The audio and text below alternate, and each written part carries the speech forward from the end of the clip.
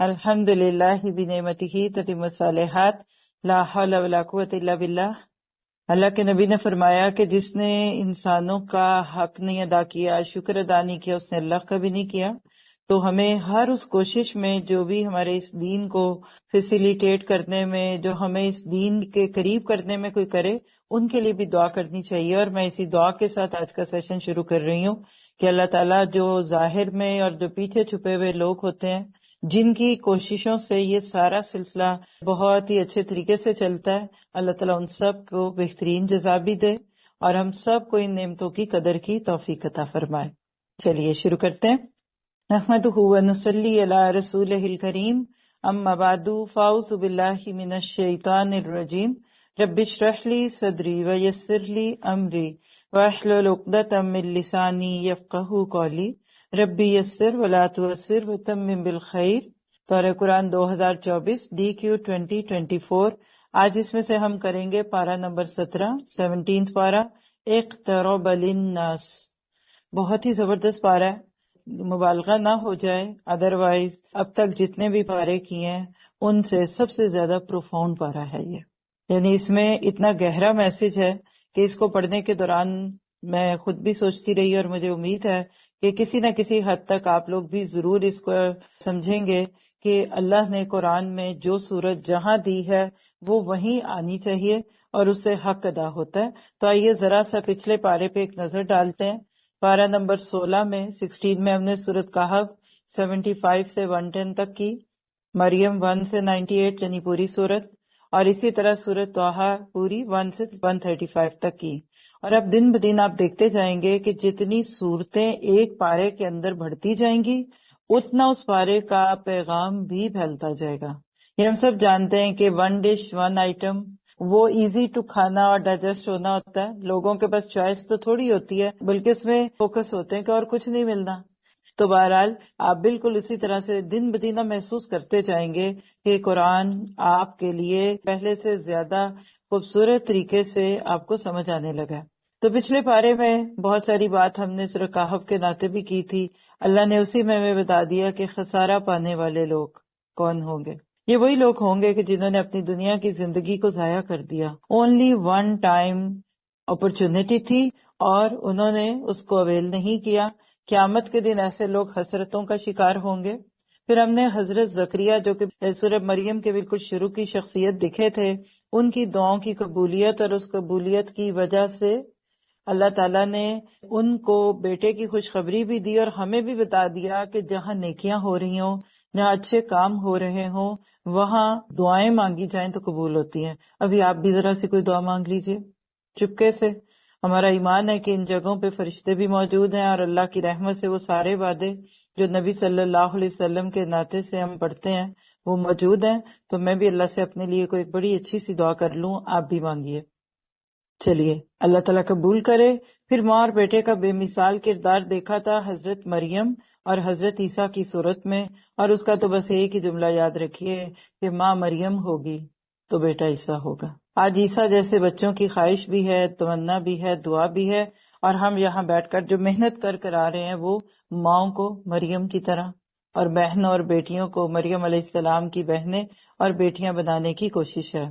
پھر مخلص اور سچے انبیاء کا ایک سلسلہ سورۃ مریم میں ہم نے دیکھا، اور ایسے ہی لگ رہا تھا جیسے کوئی ماں اپنے بچوں کی تصویریں دکھاتی ہے، یہ چھوٹا ہے، یہ بڑا ہے، یہ فلاں ہے، یعنی ایک جیسے آپ فیملی کہتے ہیں نا، تو پروفٹ فیملی ہم نے سورۃ مریم میں دیکھی تھی بہت ہی خوبصورت طریقے سے۔ اور پھر دعا قرب الہی کا ذریعہ بنتا ہے، یہ ہمیں اس پورے پچھلے حصے میں دکھا تھا سورۃ طٰہٰ اور سورۃ مریم دونوں کے بعد۔ آپ چلتے ہیں ہم اس خوبصورت پارے کے لیے۔ تو پہلی تو بات ہے کہ آپ کو اس پارے میں اللہ نے ایک بار پکارنا ہے، اور وہ ایسی پکار ہے کہ جس میں اتمام حجت ہے۔ بس یہ ہے وہ ایکسائٹمنٹ جو میں پارے کے اینڈ تک اپنے دل میں رکھنے والی ہوں۔ ابھی آپ کو صرف اشارہ دے دیتی ہوں کہ اس پارے کا تھیم اتمام حجت ہے۔ یہ وہ پارہ ہے کہ جس میں ہم سورۃ الانبیاء اور سورۃ حج پڑھیں گے۔ اس پارے کے اندر اتمام حجت کیسے ہے؟ انبیاء کرام کے تذکرے اور ان کی قوموں کے حالات تو پیچھے بھی پڑے، لیکن اس پارے میں امت محمدیہ صلی اللہ علیہ وسلم جو نبی صلی اللہ علیہ وسلم کی امت ہے، اس کے مخالفین کو اتمام حجت کی دھمکی ملی۔ سورت حج میں آپ کو آیت ملے گی کہ جس میں پہلی دفعہ مکہ والوں کے اوپر ہاتھ اٹھانے کی اجازت ملی۔ 13 سال کا ظلم و ستم تھا۔ یہ ساری باتیں ادھر کریں تو آپ زیادہ اچھا سمجھیں گے، بس مجھے تو ہر طرف اس بارے میں اتمام حجت ہی ملا۔ حجت تمام، اینف از اینف، بس حد کی بھی حد ہو گئی۔ تو لہٰذا نصر من اللہ و فتح قریب میں اس بارے میں آپ کو وہ آیت بھی ملنے والی ہے کہ جو اللہ کی مدد کرے گا اللہ اس کی مدد کرے گا۔ سورت انبیاء نبیوں کے قصوں سے بھری ہوئی دعاؤں سے، لیکن اصل اس بارے کا جو برین جو مغز ہے وہ سورت حج میں، اور میں نے دیکھا بہت سارے لوگ اس سے تھوڑا سا ایسے فیل کر رہے ہیں کہ بہت مشکل ہے۔ اس میں قربانی کے بارے میں باتیں ہیں، حج کی کچھ چیزیں ہیں، تو لیکن یہ ہے کہ جب آپ اس فہم کے ساتھ جس کے ساتھ اللہ آپ کو مجھے یہاں لا کر بٹھا رہا ہے اس کے ساتھ پڑھتے ہیں تو پھر ہمارا دل خوش اور مطمئن ہونے لگتا ہے۔ مجھے ہے حکم ازاں لا الہ الا اللہ، یہ سورت انبیاء کی نہیں بلکہ سورت حج کی آخری آیت پہ ہوگا۔ یہ وہ پارہ ہے کہ جو امت مسلمہ کو ان کی ذمہ داریاں دکھاتا ہے۔ تو ایمان کی طاقت میں آج ساری کی ساری بات امت وسط کی ذمہ داریوں پہ ہے۔ پارے کے اینڈ پہ اللہ تعالیٰ نے امت مسلمہ کو 4 نکاتی کام دے دیا ہے، تھنگس ٹو ڈو ہے، جاب دے رہا ہے، تمہیں چن بھی رہا ہے، اور جب جس کو چنا جاتا ہے تو پھر وہ گھر جا کر سو نہیں جاتا، جاب کو سائن کر کے پھر کوئی یہ نہیں کہتا کہ اب مجھے کیوں بلاتے ہو، مجھ سے کیا ایکسپیکٹ کرتے ہو، آخر میں کب تک آؤں۔ تو امپلائر کہے گا کہ جب تک تمہیں پیسے چاہیے۔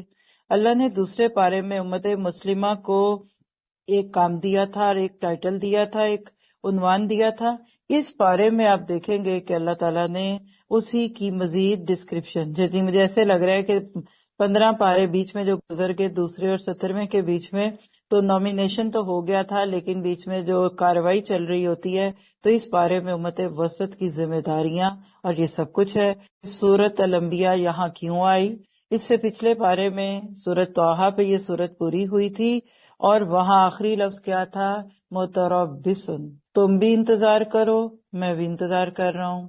قیامت کا انتظار تھا، اور یہ سورت اقترب للناس ہی سے شروع ہو کر کہتی ہے کہ وہ آ گئی ہے قریب جس کا انتظار تھا۔ تو اقترب سے یہ سورت شروع ہوتی ہے۔ سورت الانبیاء نام کی طرح اس میں قصے اور دعائیں بھی انبیاء کرام کی ہیں، اور میں نے کل کچھ لوگوں کو جو دعوت دی اس پارے کی، تو میں نے آیت کریمہ کا نام بول کر کہ کل کے پارے میں ہم آیت کریمہ کو پڑھنے والے ہیں۔ تو ہمیشہ لوگوں سے وہ بات کیجئے جو وہ سننا چاہتے ہوں۔ ہم بعض دفعہ دعوت دیتے ہوئے اپنے اینگل سے بات کر رہے ہوتے ہیں، حالانکہ بات کرنے کی ضرورت ہوتی ہے اگلے کے پوائنٹ آف ویو کی طرح سے، اور سورت انبیاء دعاؤں سے بھری ہوئی سورت ہے۔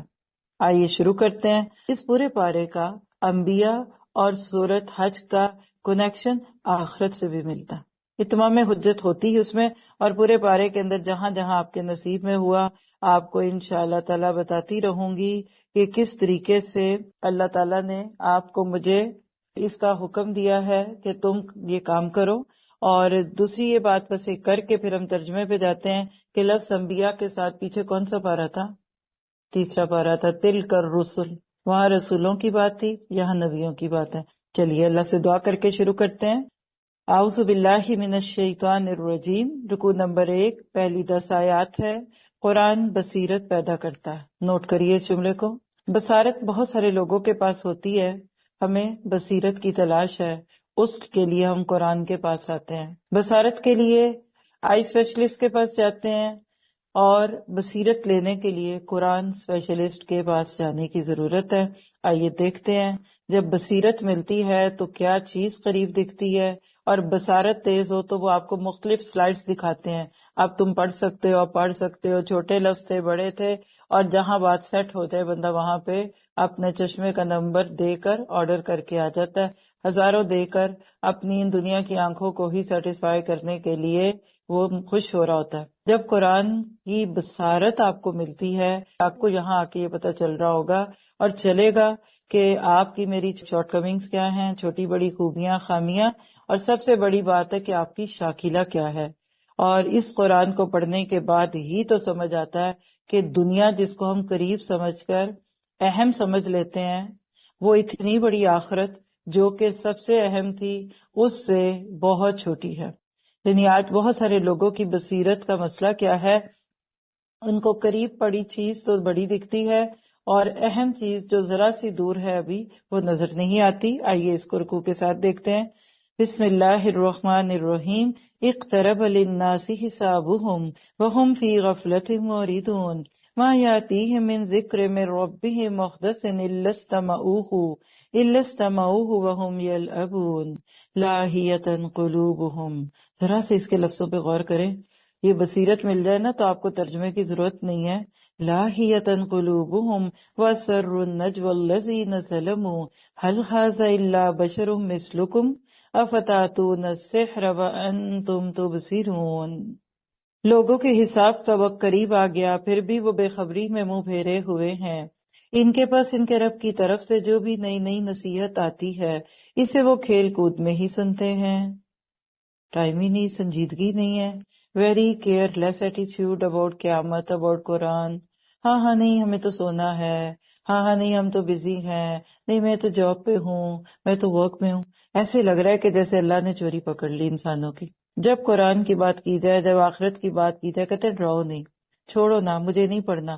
ہمارے گھر کے اندر قرآن چل رہا ہو اور ہم اس قرآن کو نہ سنیں، ہمارے ہمسائے میں قرآن کی بات چل رہی ہو اور ہم اس کو نہ سنیں، تو آپ بتائیے کیا ہوگا؟ کیسے ایک انسان نہ سمجھی کی بات کرتا ہے؟ تو جتنا زیادہ آپ کے اندر کی بصیرت کھلتی جائے گی نا، آپ کو نیکیوں کے مواقع، خوش قسمتی کے مواقع بن کے دکھیں گے۔ تو جتنا زیادہ آپ کی میری زندگی میں بصیرت عام ہوتی جائے گی، ہم اتنا ہی انشاءاللہ تعالی اللہ تعالیٰ سے وہ مانگیں گے جو ہمارے حق میں بہتر ہوگا۔ ہم میں سے بہت سارے لوگ ساری زندگی وہ کچھ مانگنے لگ جاتے ہیں جو کہ نہ بھی ملے تو گزارا ہو جاتا ہے۔ ایم آئی رائٹ اور رانگ؟ اپنے گھر کی چیزوں کو سوچئے، ذہن میں لائیے، یہ بھی نہ ہوتا وہ بھی نہ ہوتا تو کیا گزارا ہو جانا تھا؟ ہو جاتا ہے۔ لیکن وہی بات ہے کہ جو نہ خوب تھا وہی خوب ہوا، کہ غلامی میں بدل جاتا ہے قوموں کا ضمیر۔ تو اللہ تعالیٰ فرماتے ہیں ان کے دل بالکل غافل ہیں، اور ان ظالموں نے چپ کے سرگوشیاں کی کہ وہ تم ہی جیسا انسان ہے، پھر کیا وجہ ہے جو تم آنکھوں دیکھے جادو میں آ جاتے ہو۔ پیغمبر نے کہا میرا پروردگار ہر اس بات کو جو زمین و آسمان میں ہے بخوبی جانتا ہے، وہ بہت ہی سننے والا اور جاننے والا ہے۔ اتنا ہی نہیں بلکہ یہ کہتے ہیں کہ یہ قرآن حیران کن خوابوں کا مجموعہ ہے، بلکہ اس نے خود اسے گھڑ لیا ہے، بلکہ یہ شاعر ہے، ورنہ ہمارے سامنے یہ کوئی ایسی نشانی لاتے جیسے اگلے پیغمبر بھیجے گئے تھے، ان سے پہلے کتنی بستیاں ہم نے اجاڑی، سب ایمان سے خالی تھیں، تو کیا اب یہ ایمان لائیں گے؟ آپ نے ان کا اپنا کانٹراڈکشن دیکھا ان آیتوں میں؟ نہیں یہ ہیں، نہیں وہ ہیں، کوئی کہتا ہے یہ جادوگر ہے، کوئی کہتا ہے یہ شاعر ہے، کوئی کہتا ہے یہ دیوانے ہیں۔ یعنی اس کے اوپر ہی تو انہوں نے پھر ایکا کیا تھا کہ ایک بات کرو، نہیں تو لوگوں نے تمہیں ہی غلط کہنے لگ جانا ہے کہ ان کو خود نہیں پتا، تو یہ پھر کیسے بات مانیں گے؟ تو ضرورت ہے اس بات کی کہ اللہ کے نبی پہ لگے ہوئے ان الزاموں کو اپنے اوپر لے کر سوچیں اور پھر اپنا جائزہ لیں کہ ہم اپنے بارے میں کیوں اتنے سینسٹیو ہیں۔ ہمیں ذرا سے کوئی بات کہہ دے تو ہم تو وہ کام چھوڑنے کو تیار ہوتے ہیں کیونکہ ہم سے تنقید برداشت نہیں ہوتی۔ اللہ تعالیٰ ان سب کو جواب دیتے ہیں یقیناً ہم نے تمہاری جانب کتاب نازل فرمائی ہے جس میں تمہارے لیے ذکر کیا، پھر بھی تم عقل نہیں رکھتے۔ فیہ ذکرکم افلا تعقلون۔ آپ کا میرا اپنا ذکر ہے اس قرآن میں۔ کیا پتہ چلا؟ ایمان سے متعلق ایک آیت ہے انبیاء 6، جن کو نہ ماننا ہو وہ معجزے دیکھ کر بھی نہیں مانتے کیونکہ ان کو ہدایت کی بھوک نہیں۔ پورے رکوع میں پہلی بات اقترب للناس حسابہم ہے، حساب کا وقت قریب آ گیا۔ کبھی بھی کسی چیز کے قریب آنے کا تصور لائیں تو ذہن میں کیا آتا ہے؟ تیاریاں زیادہ کر دو، تیز کر دو، وقت کم ہے، یہ ہے اور وہ ہے۔ تو آپ کو مجھے کیا اس بات پہ یقین ہے؟ آخرت کا شیر سویا ہوا ہے، جاگنے والا۔ حقیقت یہ ہے کہ قرآن کی بصیرت جب ملتی ہے تو انسان کو سب سے زیادہ قریب اپنی موت دکھتی ہے، کیونکہ اللہ کے نبی نے فرمایا من مات فقد قامت قیامتہ، جو مر گیا اس کی قیامت قائم ہو گئی۔ کوئی کہتے ہیں کہ سیلاب قریب آ رہا ہے، اپنے گھروں سے فوراً نکل جاؤ، ہریکین آ رہا ہے، لوزیانا اسٹیٹ والوں سے کہا جائے کہ فوراً نکل جاؤ، زلزلہ آنے والا بلڈنگ خالی کر دو. کیا ہمیں اللہ کی کلام، اللہ کی پکار کا اتنا بھی یقین نہیں جتنا کسی ریڈیو اور ٹیلی ویژن کی خبر کا، کسی نیوز چینل کا؟ حساب کی قربت انسان کو اپنی زندگی میں دیکھنی چاہیے. جب جسم میں کوئی کمزوری ہو، چہرے پہ کوئی جھری آ جائے تو فوراً اس آیت کو یاد کیجیے. لیکن کیا کریں، وَهُمْ فِي غَفْلَةٍ مُعْرِضُونَ، کیونکہ غفلت ایک ایسا مہلک ہتھیار ہے جس سے انسان خود کو ہی ہلاک کر ڈال دیتا ہے. آج غافل ہیں ہم، جاہل نہیں ہیں.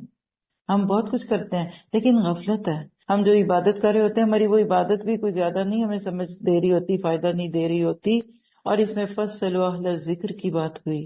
حقیقت یہ کہ آج ہمارا کلچر کیا ہو گیا ہے کہ ہر عربی چیز کو قرآن سمجھ لیتے ہیں اور اس پہ پھر بیکار فتنے اٹھاتے ہیں. ہم عربی کے گانے بھی کہیں سے چلتے پھرتے سنتے ہو نا تو فوراً سر پہ دوپٹے لینے لگ جاتے ہیں لوگ. اور اسی طرح ایک ہمارا مزاج ہے کہ ہر داڑھی والے کو ہم عالم اور ہر حجاب اور نقاب والی سسٹر کو ہم عالمہ سمجھتے ہیں. حتیٰ کہ وہ ٹیچرز جو بچوں کو قرآن ناظرہ پڑھانے آتے ہیں، آپ اس سے مسئلے پوچھ رہی ہوتی ہیں. وہ امام صاحب جو مسجد میں جماعت کروانے آئے، آپ ان سے فتوے لے رہے ہوتے ہیں، جی ذرا طلاق کا مسئلہ بتا دیں. قرآن آپ کو یہاں ایک پیغام دے رہا ہے، اور وہ کیا ہے کہ جو بات انسان کو معلوم نہ ہو وہ علم والوں سے پوچھ لیں. ہر مسئلہ اس عالم سے پوچھا جائے جس شعبے کا ماہر ہو. کیا آپ آنکھیں دکھانے کے لیے دل کے ڈاکٹر کے پاس جائیں گی؟ کیا BDS ڈاکٹر کے پاس جا کر آپ اپنے سر درد کی بات کریں گی؟ نہیں، وہ آپ کے دان دیکھے گا. تو آج سے ایک نیت کیجیے کہ ہر بندے سے ہر بات نہیں پوچھنی. مفتیوں کے کام اور ہیں، اسی طرح شیوخ کے کام کوئی اور ہیں. کوئی عام میرے جیسا بندہ اگر آپ کے سامنے آ جائے اور آپ اس سے کہیں گے یہاں بیٹھے بیٹھے میری دوست کے فلاں کے ساتھ جو طلاق کا ایشو چلا، ذرا جلدی جلدی اس کا فیصلہ کر دیں، میں نہیں بتاؤں گی. میں تو ویسے ہی کسی ایسے فقہی سوال کا جواب نہیں دیتی. یہ ہے جو ہم نے آنے آنے بیچا دین، ٹگے ٹگے بکا دین ہمارا. اب وہ مولوی صاحب کو بھی اپنی عزت رکھنی ہے بیچاروں کو. باجی کیا کہیں گی، یہ میرے بچے کو قرآن پڑھانے آتا ہے، اس کو طلاق کے مسئلے نہیں آتے، اور ہم علم والوں کو فتنوں میں ڈالتے ہیں. اگلی بات دیکھیے، اللہ کہتے ہیں تم خود کیوں نہیں پڑھ لیتے، تم کیوں نہیں عالم بنتے؟ کیونکہ کتاب فیہ ذکرکم، ہمارا ذکر، اللہ نے ہماری فطرت کو پکارا ہے اس آیت میں. انسان کو اپنا ذکر بڑا ہی پیارا لگتا ہے. کسی اخبار میں آپ کی کوئی اچھی خبر چھپ جائے، آپ اس ٹکڑے کو سنبھال کے رکھ لیتے تھے پہلے.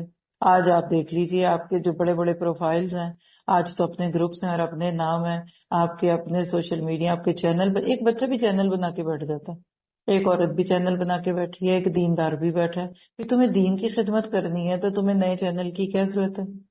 نہیں، اس میں مرضی چلتی ہے اور اس میں کلکس بھی آتے ہیں. پھر اس میں اپنا بھی تو نام آتا ہے نا. میرے نام کو کوئی نہ جانے، میرا قرآن ہی بس لوگ جانے.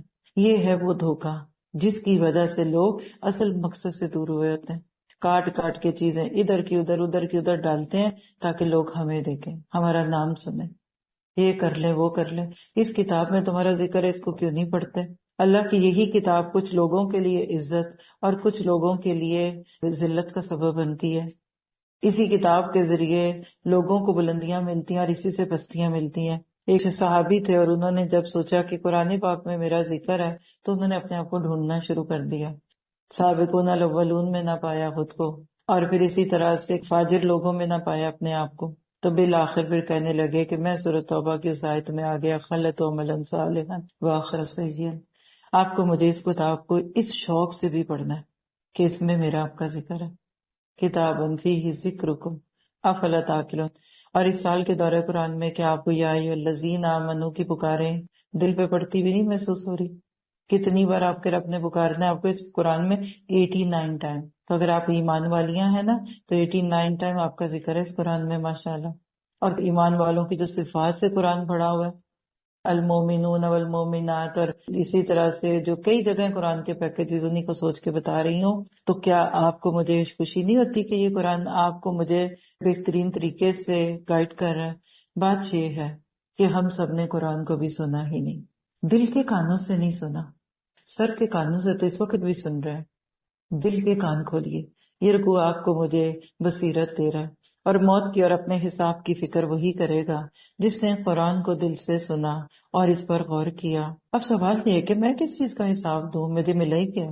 تو اللہ کے نبی نے فرمایا قیامت کا دن ہوگا، لا تزول قدم ابن آدم من عند ربہ حتی یسأل عنہ خمسہ.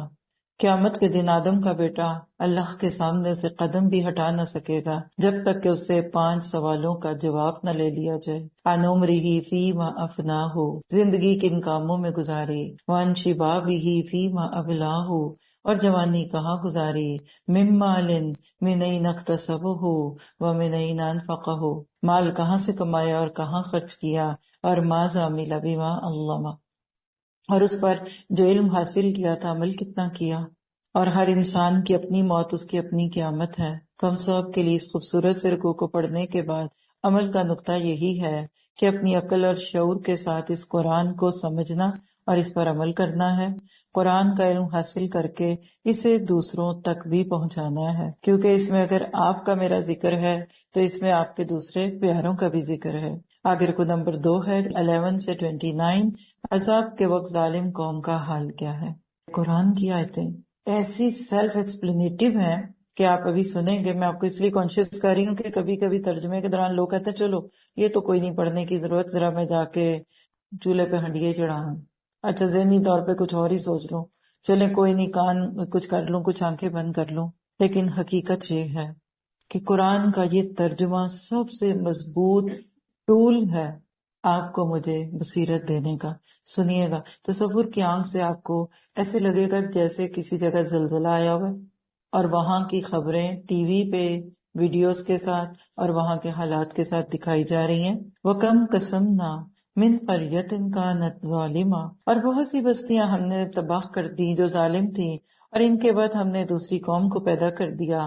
جب انہوں نے ہمارے عذاب کا احساس کر لیا تو لگے اس سے بھاگنے، بھاگ دوڑ نہ کرو، اور جہاں تمہیں آسودگی یعنی کمفرٹ دیا گیا تھا وہیں واپس لوٹو اور اپنے مکانات کی طرف جاؤ تاکہ تم سے سوال تو کر لیا جائے۔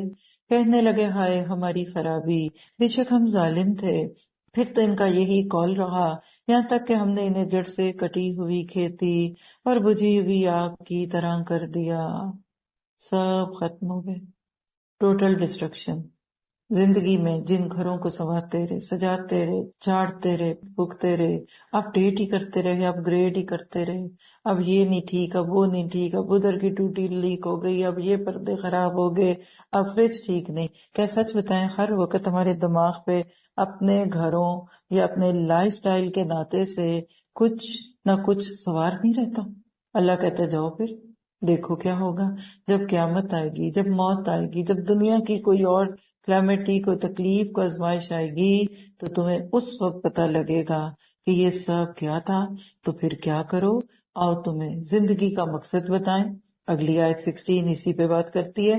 ہم نے آسمان و زمین اور ان کے درمیان کی چیزوں کو کھیلتے ہوئے نہیں بنایا، یعنی this life is not a fun place, یہ پلے گراؤنڈ نہیں ہے، یہ کھیل تماشا نہیں۔ وہ کہتے ہیں نا کہ جگہ جی لگانے کی دنیا نہیں ہے۔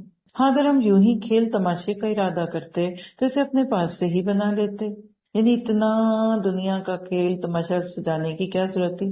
کھیلنا تھا ہم خود ہی اکیلے کھیل لیتے اگر ہم ایسا ہی کرتے۔ یہ کیوں کہا؟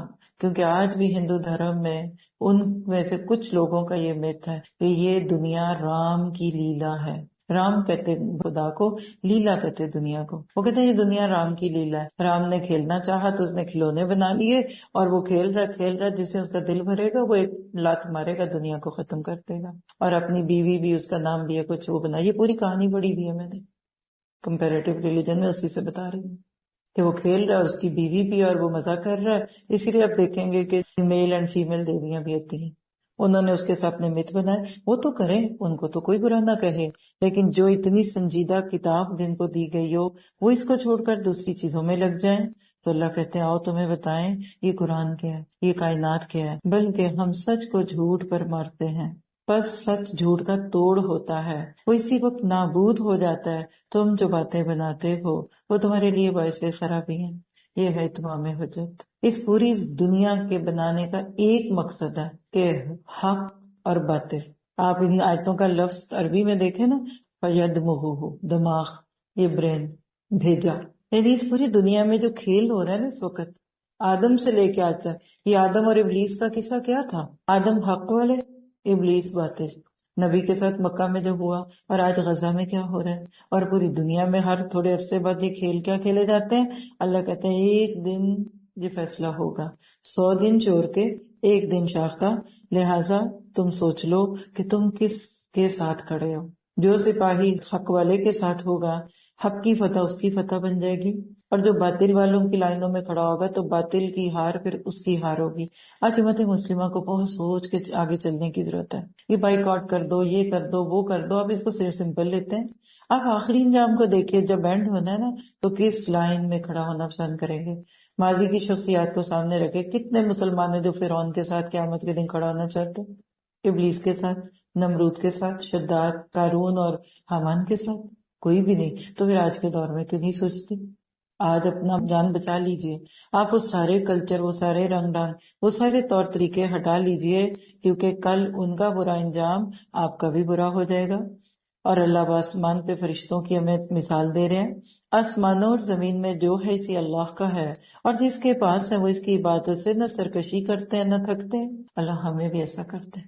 فرشتوں کی مثال اللہ دے رہا ہے. پورا دن تسبیح بیان کرتے ہیں، آپ بھی کر لیجیے. سبحان اللہ وبحمدہ سبحان اللہ العظیم. اور ذرا سی بھی سستی نہیں کرتے. اللہ ہماری سستیاں دور کر دے. سو سو کے سوتے رہتے ہیں، قبروں میں بھی سونا ہے.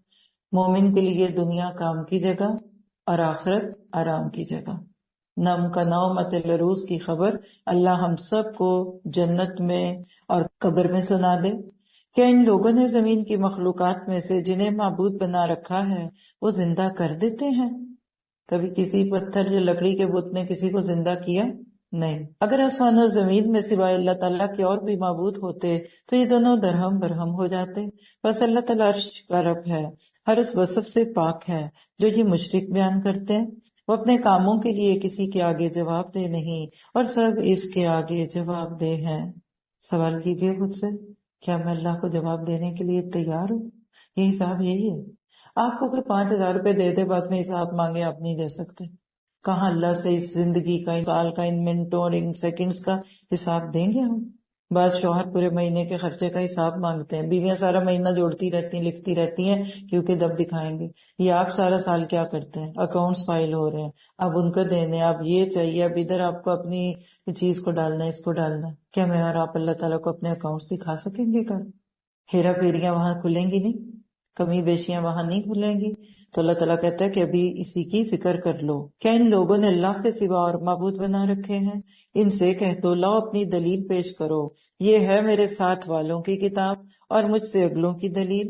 بات یہ ہے کہ ان میں سے اکثر لوگ حق کو نہیں جانتے، اس وجہ سے منہ موڑے ہوئے ہیں. تجھ سے پہلے بھی جو رسول ہم نے بھیجا اس کی طرف یہی وحی نازل فرمائی کہ میرے سوا کوئی معبود برحق نہیں، بس تم سب میری ہی عبادت کرو. ایاک نعبد و ایاک نستعین. یہ صرف آپ کو مجھے نہیں کہا گیا، ہر نبی نے اپنی قوم کو یہی پیغام دیا. اس کے برعکس مشرک لوگ کہتے ہیں کہ رحمان اولاد والا ہے.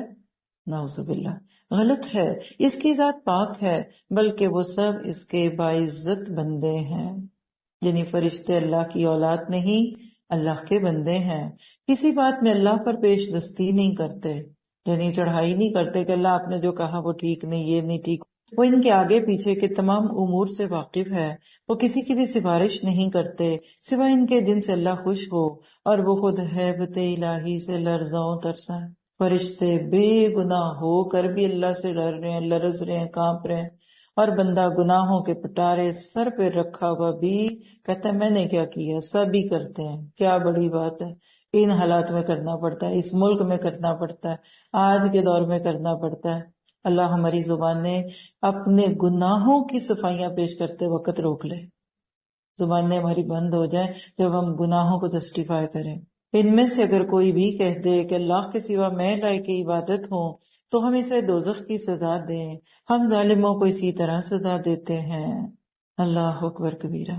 آپ دیکھیے کہ وہ لوگ جو اللہ کے خلاف باتیں کرتے ہیں نا، ان کی دنیا تنگ ہوتی ہے. سورۃ طٰہٰ میں ہم نے معیشتاً دنگا کا نام پڑھا تھا. تنگ زندگی، گزران، ڈپریشن، سٹریس. یہاں اللہ نے کہا حسیداً خامدی، بجھی ہوئی چنگاریاں بن گئی. جب اللہ کی پکڑ آتی ہے نا تو یہ یعنی وہاں ان کی دنیا کی بری منظر کشی تھی اور یہاں ان کا انجام دکھا دیا گیا. آج آپ دیکھیے کہ یہ جو کچھ ہم پڑھ رہے ہیں اور جس چیز کی وجہ سے ہم اتنی بڑی آخرت کو چھوڑے بیٹھے ہیں، یہ کیا ہے؟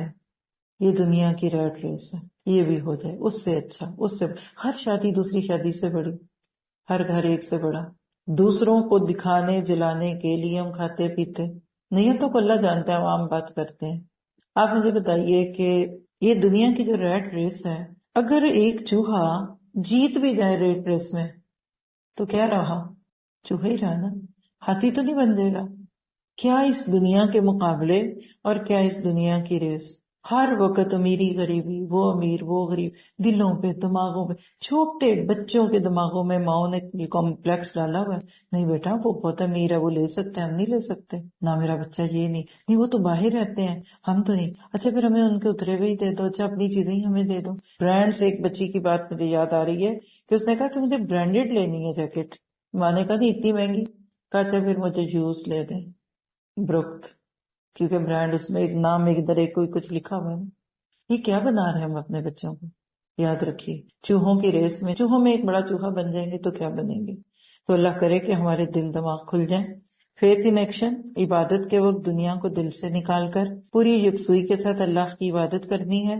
روزمرہ معاملات میں چلتے پھرتے اللہ تعالیٰ کی تسبیح بیان کرتے رہنا ہے۔ ساری کائنات اللہ کی تابع دار ہے، ہمیں بھی ہر معاملے میں صرف اللہ کی بات ماننی ہے، اور اللہ اس کو ہمارے لیے آسان کر دے۔ اپنے لیے دل کی گہرائیوں سے یہ دعا مانگا کریں کہ میرے مالک میرے لیے اس کو آسان کر دے۔